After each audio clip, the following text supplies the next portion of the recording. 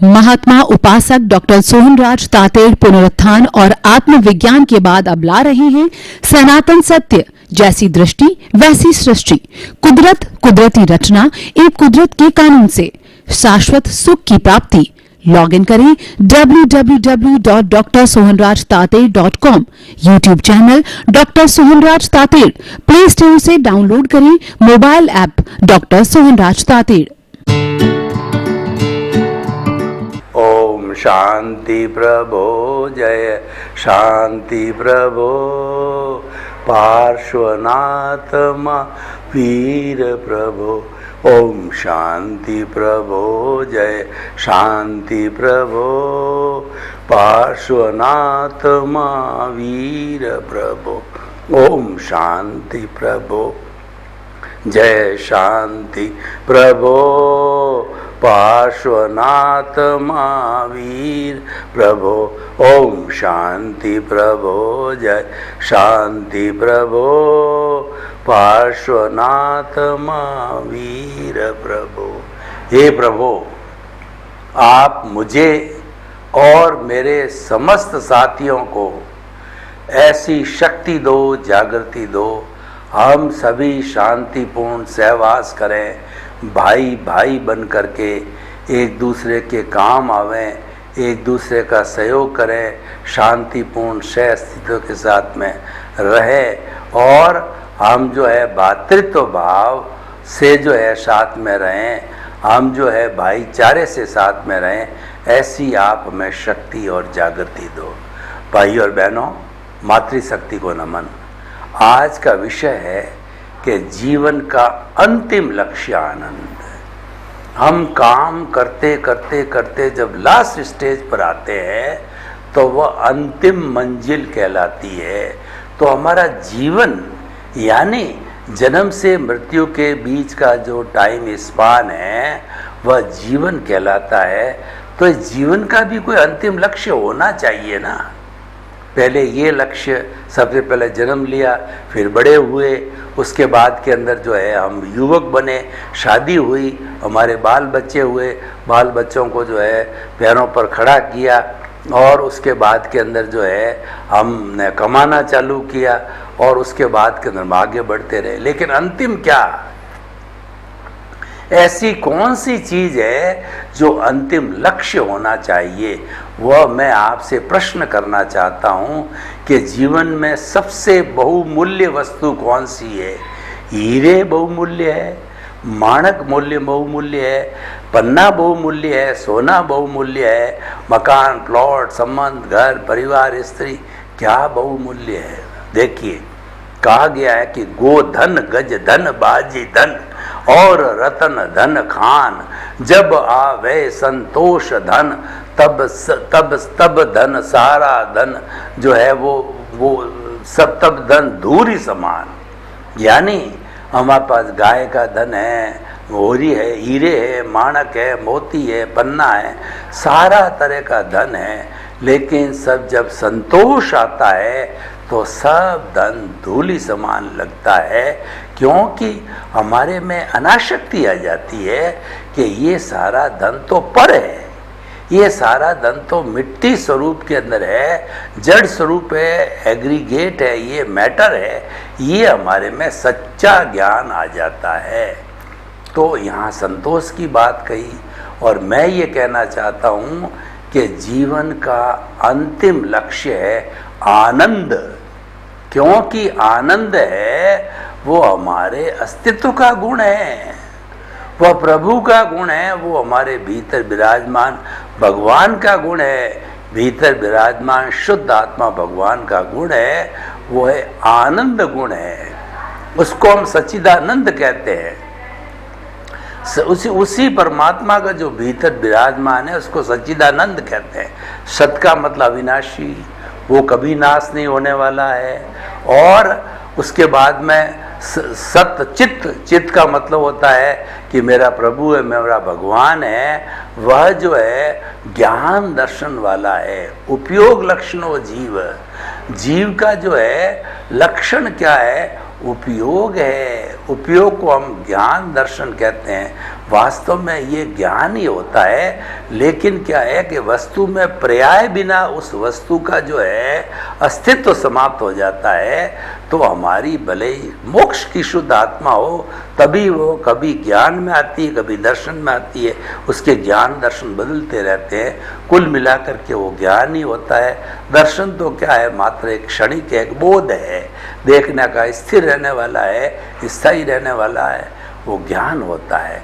तो ये चित्त हो गया है। और उसका लक्षण क्या है, देखिए, जो हमारा अस्तित्व है, जो हमारा प्रभु है, जो भीतर बैठा है, जिसकी ताकत से मैं बोल रहा हूँ, जिसकी ताकत से मैं हाथ हिला रहा हूँ, और जिसकी ताकत से मैं सिर हिला रहा हूँ, जिसकी ताकत से मैं सारे कार्य कर रहा हूँ, सोच रहा हूँ, भाग रहा हूँ, दौड़ रहा हूँ, उसकी ताकत से कर रहा हूँ, तो उसका जो लक्षण है वो आनंद है। वो सबसे बड़ी बात, यानी हमारे भीतर आनंद की अनुभूति होनी चाहिए। ये जीवन का लक्ष्य है और इसको प्राप्त किया जाना चाहिए। इसको प्राप्त जो है हम प्रारंभ से ही करें। प्रारंभ से प्राप्त कैसे कर सकते हैं? जब से हमारे होश आ जावे तो हम एक अभ्यास करें, एक प्रैक्टिस करें कि जो काम हम करें उसमें हमको आनंद मिलना चाहिए, इंटरेस्ट मिलना चाहिए। और हमको पता है कि हमारा जीवन ज्यों ज्यों बढ़ेगा वह उसके अनुरूप भी कार्य हमारा परिवर्तित होता रहेगा। जैसे बचपन में हम होते हैं तो हमको स्कूल जाके पढ़ाई करनी पड़ती है, तो पढ़ाई करने में हमको आनंद की अनुभूति होनी चाहिए। अगर कोई गृहिणी है उसको भोजन पकाने में आनंद आना चाहिए, और अगर कोई व्यापारी व्यक्ति है उसको व्यापार करके कमाने में आनंद आना चाहिए।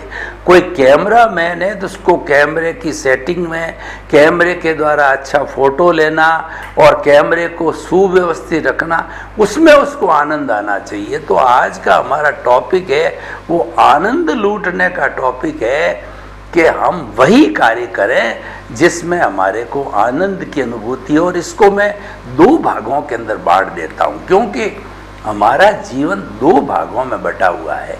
एक तो खुली आँख का जीवन है और दूसरा बंद आँख का जन्म है। कभी ऐसा नहीं होता है कि एक ही हमारा जो है वह संसार होना चाहिए, ऐसा कभी न हुआ है न होगा। वह कब होगा?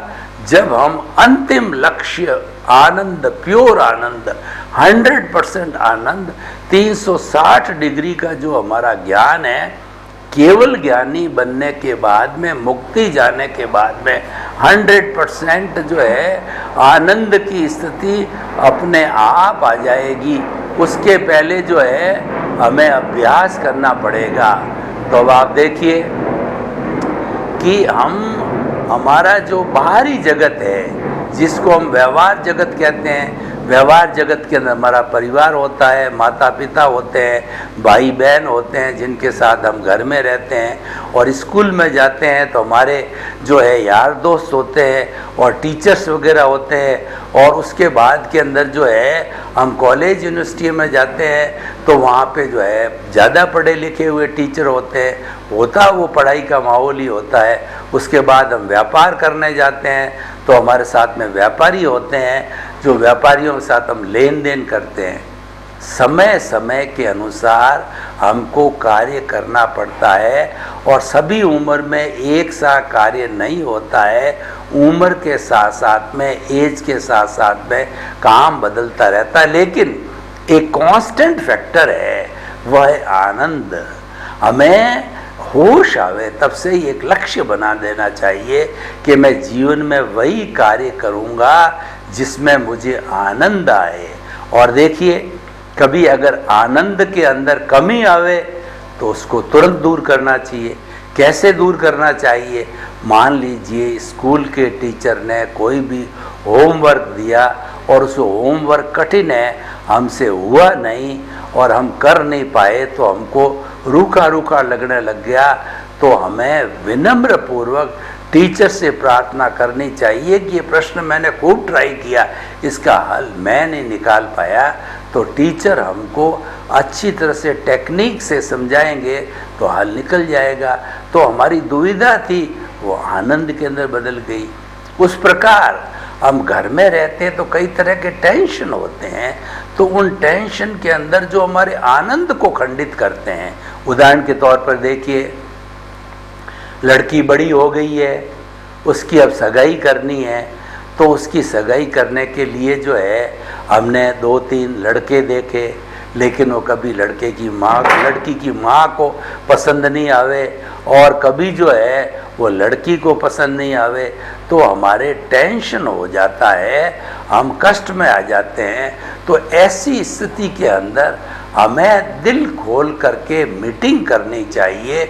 जो प्रभावित होने वाले हैं, यानी उस हमारी लड़की से, लड़की की माता से, लड़की के भाइयों से बैठ के मीटिंग करो कि भाई ये कार्य किया गया है और मुझे ये ठीक लग रहा है, तुमको ठीक क्यों नहीं लग रहा है। अगर वो आपको ये समझा देते हैं कि ये लड़का इस तरीके से है, व्यवहार अच्छा नहीं है, आदतें अच्छी नहीं है, तो आप उसको लेट गो कर सकते हो, क्योंकि आपने अपने हिसाब से देखा है, कमी है तो आप भी समझ जाओगे, आपका टेंशन दूर हो गया। और एक बात होती है कि जिस किसी से हमारी अनबन हो जाती है, चाहे आपका जो है बॉस है, बॉस जो आपसे नाराज हो गया, तो बॉस के पास जाके दिल खोल के देखिए। आनंद की प्राप्ति करने के लिए दिल खोलना पड़ेगा। दिल में संवेदना होती है और मस्तिष्क के अंदर तर्क होता है, क्योंकि हमारा जो मन है वो मस्तिष्क के अंदर है, उसमें बुद्धि होती है। और बुद्धि होती है वो क्या है कि हमको जो है लाभ हानि दिखाती है, हमको भटका देती है। इसीलिए जो समझदार लोग होते हैं वो हृदय को ज़्यादा स्थान देते हैं, बुद्धि की बजाय। बुद्धि भटकाती है, बुद्धि लाभ हानि निकाल देती है, और बुद्धि जो है हमको जो है ये अच्छा है, ये बुरा है, राग द्वेष पैदा करती है। इसलिए बुद्धि को अब ज़्यादा, बुद्धि अच्छी है, बुद्धि से काम करना पड़ेगा, लेकिन उसको एक्स्ट्रा तवज्जो नहीं दी जानी चाहिए और हृदय की सुननी चाहिए कि हमारा हृदय जो है वो हृदय परिवर्तन से ही व्यक्ति, देखिए व्यक्ति में जो सुधार आता है, व्यक्ति वो बदलता है, वो हृदय परिवर्तन से बदलता है। और हमारे धार्मिक ग्रंथों के अंदर कहा गया है कि व्यक्ति को हृदय परिवर्तन करके उसकी बुराई छुड़ाओ, उसके इफेक्ट जो है परमानेंट आएंगे, वो लंबे समय तक टिकी रहेगी। तो इसीलिए जो है हमें उस व्यक्ति से जो है हृदय खोल करके बात करनी चाहिए, जिसके साथ हमारी अनबन है, हमारी टेंशन है, बॉस है। जैसे उदाहरण के तौर पर मान लीजिए, बॉस ने हमको जो है ये आदेश दे दिया कि तुमको 15 रोज के लिए जो है बाहर टूर पे जाना है, और आपके घर में माता पिता बीमार है, तो आपको आदेश तो मिल गया जाने का, पालन करनी है।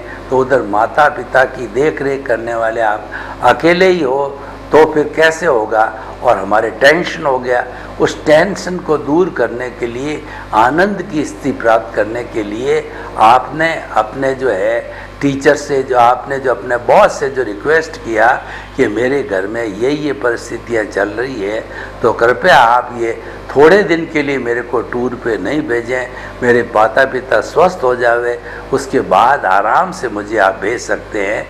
तो वह भी मानव है, वह पत्थर नहीं है, वो भी पिघल जाता है, पिघल करके सॉल्यूशन निकल आता है। यानी आनंद से जो है हम बोरियत की स्थिति में जाते हैं, दुख की, कष्ट की स्थिति में जाते हैं, तो उसके कारणों को ढूंढो और दिल खोल करके उसका निवारण करो। जब हमें आनंद को खंडित करने वाले कारणों को पकड़ लिया जाता है और उन कारणों को निवारण कर दिया जाता है, तो हमारा आनंद कभी खंडित नहीं होता है। परंतु हर सूरत के अंदर हमें चाहे थोड़ा सा भी कष्ट उठाना पड़े 1-2 रोज के लिए, लेकिन हमारा प्रयास रहना चाहिए कि 2 रोज के बाद में हमारे जीवन में प्लेजर रहे, हमारे जीवन का अम्यूजमेंट रहे, हमारे जीवन में उत्साह रहे, और मेरे जीवन के अंदर जो है वो प्रेम की भावना बनी रहे, आनंद की भावना बनी रहे। आनंद को हम दूसरे शब्दों में प्लेजर बोलते हैं। और प्लेजर जब होता है तो मानसिक स्वास्थ्य होता है, जिसको हम मेंटल पीस कहते हैं। आप देखिए, आपके पास लाखों करोड़ों रुपए है, लेकिन आपको मानसिक शांति नहीं है। आपको हर वक्त डर लगा रहता है कहीं सरकार की रेड नहीं पड़ जावे, कहीं पर लुटेरा जो है रात को तिजोरी लूट करके नहीं ले जावे, और आपको जो भय लगा रहता है कि मेरा घर का नौकर है वो कभी जो है किसी से जा कर के मिल के और भंडा फोड़ करके और वो स्थिति पैदा नहीं कर दे। तो इस तरीके से जो है आपको टेंशन और आपको तकलीफ़ चालू हो जाती है। तो हमें उससे निजात पानी चाहिए। अगर आपके पास में वो बहुत ज़्यादा अतिरिक्त है तो उसका संचय करने से क्या अर्थ है, वो लोगों की भलाई में लगाना चाहिए।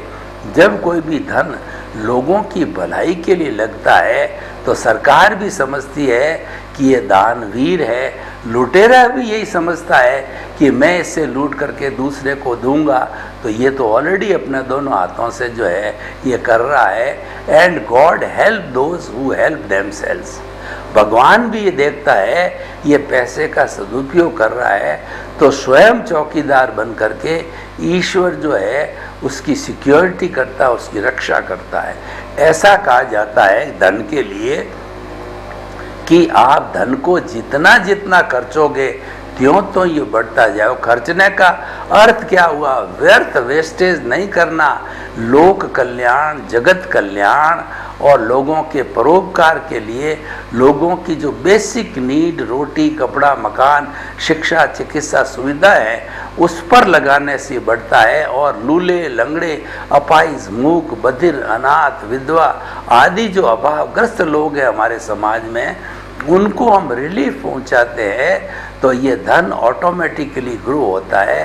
क्योंकि जो है ईश्वर न्याय करता है, ईश्वर देखता है कि ये इसका उपयोग कर रहा है। ईश्वर उसी को ही धन देते हैं, लक्ष्मी देते हैं जो उसका सदुपयोग करता है।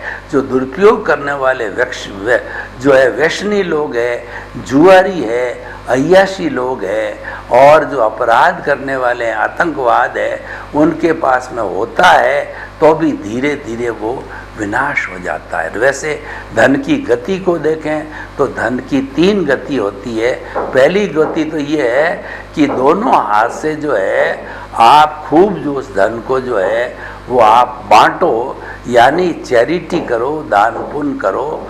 और जो है दूसरा ये है कि अपना परिवार है, उन परिवार के लोगों के साथ में इस धन को शेयर करो। और हम ऐसा नहीं करते हैं तो वो एक समय आता है कि वह धन ऑटोमेटिकली विनाश को प्राप्त हो जाता है। तो अतः हमारे जीवन का लक्ष्य बनाओ कि हमारे जीवन में आनंद की अनुभूति होनी चाहिए, और जो काम हमको आनंदित नहीं करता है वह काम हमें छोड़ देना चाहिए। कैसे?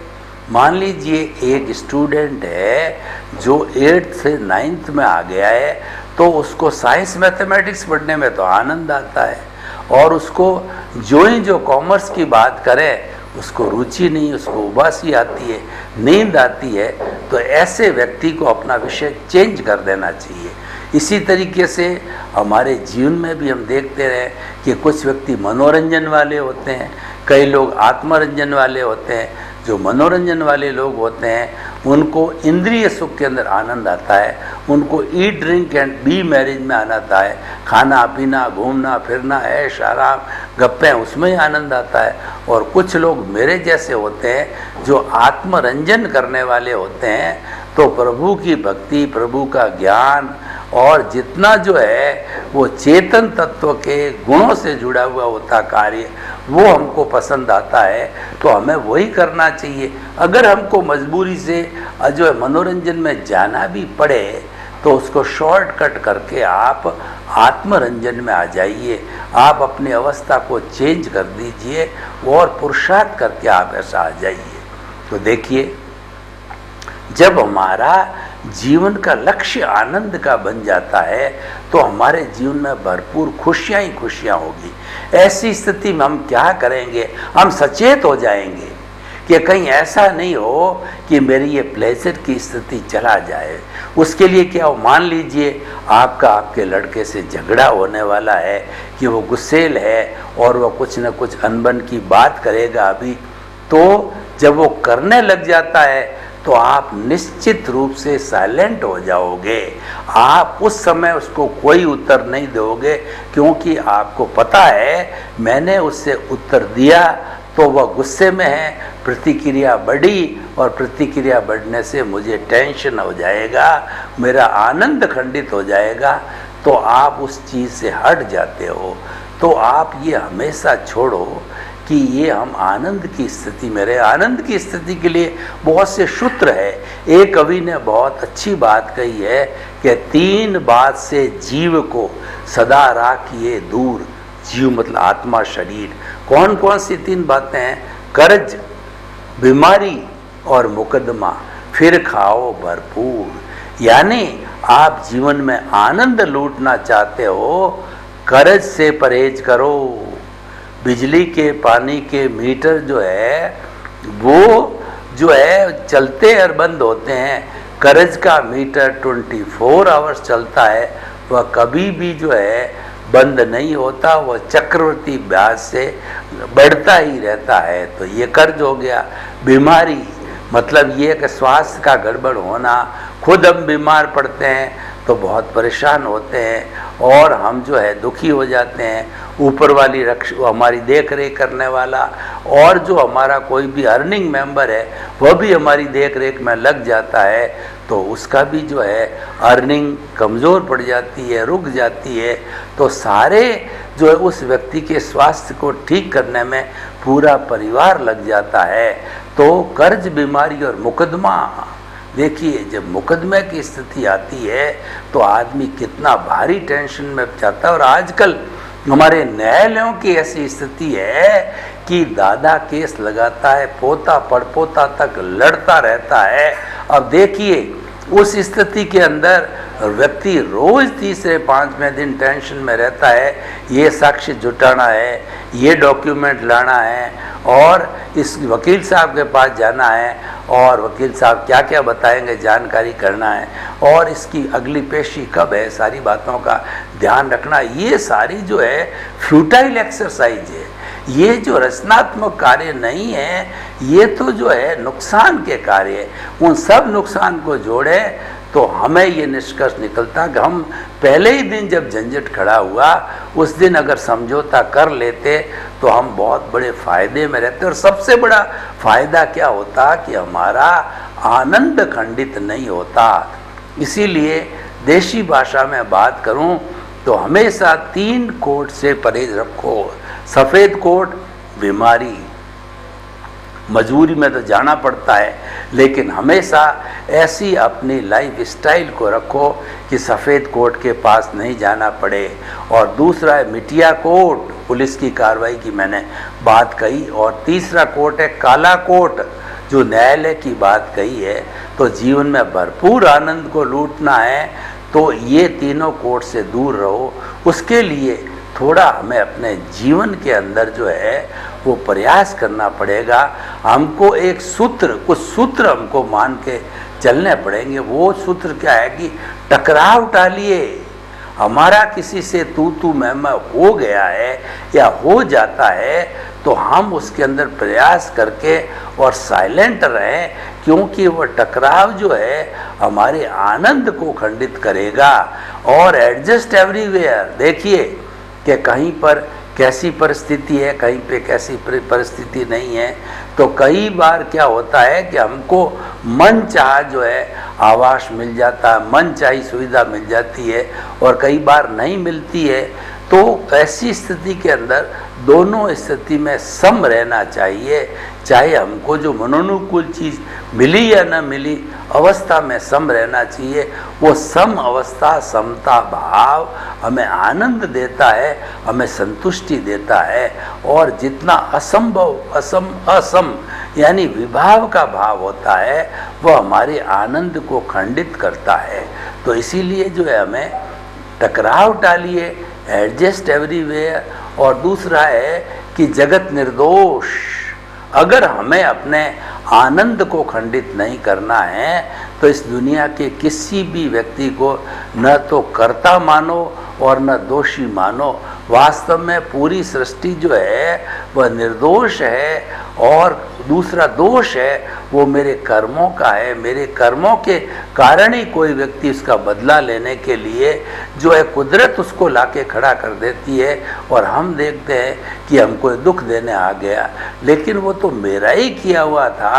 तो हमें तो उसकी कृतज्ञता ज्ञापित करनी चाहिए कि इसको कुदरत ने अच्छे व्यक्ति को भेजा है, तो वो मेरा एनओसी दे रहा है और वो मेरा हिसाब क्लियर कर रहा है। और जब सब जीवों से हमारी एनओसी मिल जाएगी, यानी सबसे मेरा लेन देन हिसाब किताब जो कुछ भी है वो क्लियर हो जाएगा, तो क्लियर होने के बाद ही हमको जो है हमारी अंतिम स्थिति जो आनंद की स्थिति है, मुक्ति की स्थिति है, वो मिल पाती है।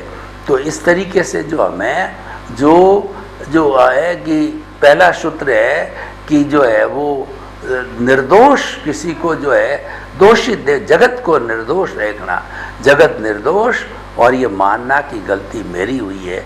चौथा एक सूत्र जो देता हूँ जिससे हमारा आनंद खंडित न हो, वो सूत्र है भुगते उसकी भूल। यानी कि आपके साथ में कोई घटना घटित हो रही है, अगर आपको किसी ने गाड़ी को जो है किसी ने जो है वो धक्का मार के डैमेज कर दिया, और किसी ने आपको जो है वो मोटरसाइकिल से धक्का दिया, आप गिर गए, और घर के अंदर जो है आपकी मम्मी ने या कोई आपके सदस्य ने पानी गिरा दिया और आपको दिखा नहीं, तो आप वहाँ से गिर गए और आपके चोट आ गई। तो ऐसी परिस्थितियाँ जब खड़ी हो जाती है तो हम जिसने ये खड़ी की है उसको जो है दोषित मानते हैं, क्योंकि हम भुगत रहे हैं, लेकिन उसकी कोई गलती नहीं होती है। गलती हमेशा भुगते उसकी भूल, जो भुगतता है उसकी भूल है, क्योंकि दुनिया में ऐसी कोई ताकत नहीं जो आपको टच कर सके, और दुनिया में ऐसा कोई बलि जो है बलिष्ठ जो है देवता नहीं है जो आपको दुख पहुंचा सके या सुख पहुंचा सके। आपके तो कर्म ही सुख और दुख देते हैं, को सुख को दुख देता है, और कर्म देत झकझोर, उर्जत सुरजत आप ही ध्वजा पवन के फिर। मैं आपको प्रश्न पूछना चाहता हूँ कि मंदिर के ऊपर ध्वजा है, कौन तो उसको फहराता है, कौन तो उसको समेटता है? कोई नहीं समेटता, उसको तो पवन ही फहराती है, पवन ही समेटती है। यानी हमको जो सुख दुख मिलता है वो हमारे कर्मों के कारण मिलता है, और कोई भी उसमें दोषी नहीं है, और किसी का कोई हाथ नहीं है, वो तो निमित्त मात्र है, और वो कुदरत ने उसको ड्यूटी स्वरूप, कुदरत अपनी ड्यूटी स्वरूप मान करके उसको आपके पास में भेजा है। तो भुगतता उसकी भूल है, इस थंब रूल को हमें मानना चाहिए, और हुआ सो न्याय है। कई बार क्या होता है, हम ऐसा महसूस करते हैं कि मेरे साथ में अन्याय हो रहा है, तो वास्तव के अंदर वह अन्याय नहीं है, ये तो पूर्व जन्म में हमने किसके साथ अन्याय किया था, तो कुदरत ने जो है वो रिजल्ट के रूप में उसको ला करके और तुम्हारे सामने खड़ा किया है, और वह तुम्हें जो है उसका किया हुआ कार्य तुम्हें बुरा लग रहा है, लेकिन वास्तव में ऐसा नहीं है। ये तो जो ईश्वर करता है वो न्याय है, ईश्वर के हाथ का न्याय है, वो आपको एक्सेप्टेड करना चाहिए।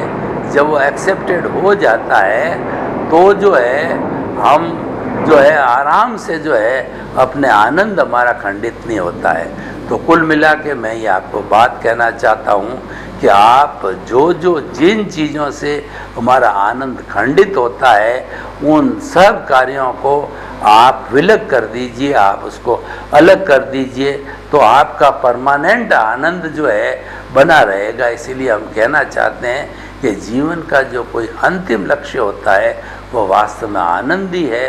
तो हर व्यक्ति को जो है ऐसा हमें जो है लक्ष्य बनाना चाहिए कि जो हम आनंदित होते रहें और वही कार्य करें जिससे हमको आनंद मिलता है। और कहीं आनंद में विघटन आता है कुछ कारणों से, तो उन कारणों का निवारण करना चाहिए। तो इस तरीके से हम अपने जीवन का लक्ष्य बनावें कि हमारा जीवन जो है वो आनंदित रहे और उसके अनुरूप जो हम कार्य करते रहे। सर्वे भवन्तु सुखिनः, सर्वे सन्तु निरामया। लोक के सब जीवों को सुख मिले, शांति मिले, आनंद मिले, प्रेम मिले और सब जो है भाईचारा के साथ रहे, भातृत्व के साथ में रहें और बड़ी प्रेम के साथ में सारे जो सर्ग हम जिसको बोलते हैं उसको धरती पर उतार के लावें। आपके प्रति मंगल पाऊँ।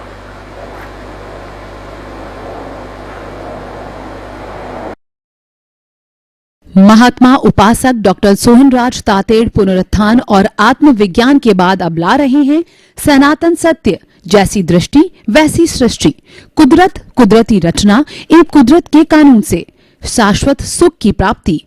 लॉग इन करें www.drsohanrajtated.com। YouTube channel doctor Sohanraj Tated, play store से डाउनलोड करें mobile app doctor Sohanraj Tated.